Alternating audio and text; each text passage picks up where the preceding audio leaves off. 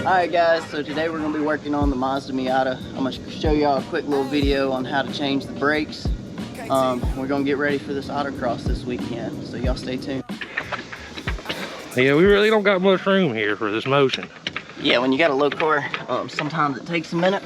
But one thing I will add, look up the lifting procedure on your car, or if you already know how to lift it, just make sure you're doing it safely. Put jack stands under it so it don't fall on top of you. We gotta give it a couple of uggas, you know, to make sure they all come out. So what you need here is a good handy 14 mil, a little bit of bass in your voice. Give it a couple good hello, how you doing, and break these bolts loose on the slide pin. Yes, sir. What this does, loosens the main caliper mount from the mounting bracket on the steering knuckle. Then once we get that out, we just slide it out. How's your mom? Damn! Let's see what we got here.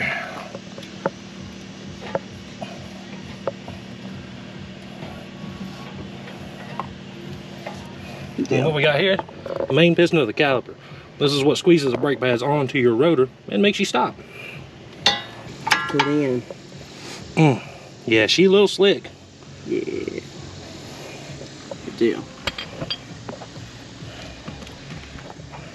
This is what your new brake pads are going to be looking like. They're just all in a little pack.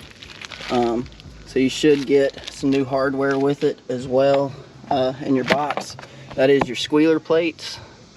That's just how you know whenever they're getting low and stuff like that. So anyways, we got some nice new ones. So we get those popped in.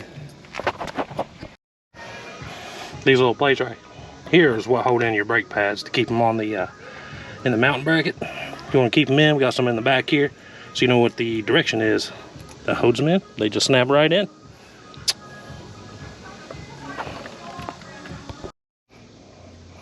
And now for the important part, getting the actual pads on.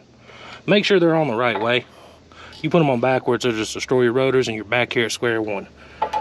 So basically, all we're going to do, so slide them in, get them in the groove. You know, you may have to stick your tongue out the side of your mouth the right way, but it's all about angle. Boom, snaps right in. We good to go. All right, so now it's time for the caliper to come back on. They make a tool for this to decompress the piston inside the caliper. If you ain't got that handy, good old flathead will work. Make sure the cap is off of the brake fluid reservoir. It makes it a little bit easier. You're just gonna take the frame, push against it, compress that piston. Slide this baby back on over top the pads, line her up, and you just put the bolts back in. We already checked these. The slide spins are real good, but what you want to do every time you do a brake thing, inspect those, make sure the boots are good, plenty of movement in them. And if they need to be greased, pull them out, grease them up.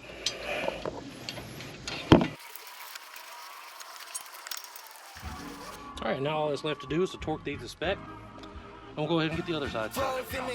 Had a baby when I chill, they call me shady. I might even mess around and have a daughter named Haley. Told the city I was snapping and they called it young and crazy. I ain't tripping cause they know it when I whip a new Mercedes and the haters at Fugazi. They be tripping, they be chasing cloud. Got no time for details, no the youngin' took the paper route. They be playing reckless, have to show 'em what that paper about. My state of the king, they need to crown me for I'm down and out. Ayy, and that's too deep for them and we too deep to sin. And there's no beast within and the truth weeps for him. And there's no peace in gin and there's more beef again. Pray the hope saves our men.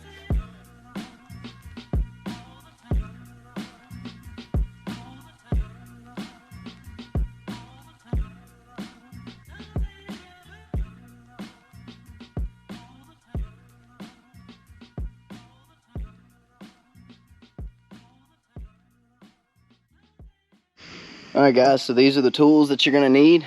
You're going to need either an impact or a breaker bar to get your wheels off. Obviously an impact makes it a lot nicer, but breaker bar will do the job. You're going to need a socket set. Each vehicle is going to be a little bit different as far as what sizes they are. For the Miata right here is a 14 millimeter. So just you know, letting y'all know that. To put your wheels back on, always want to make sure you use the proper torque specs. Same thing with putting back your brake caliper. So definitely make sure you got a torque wrench.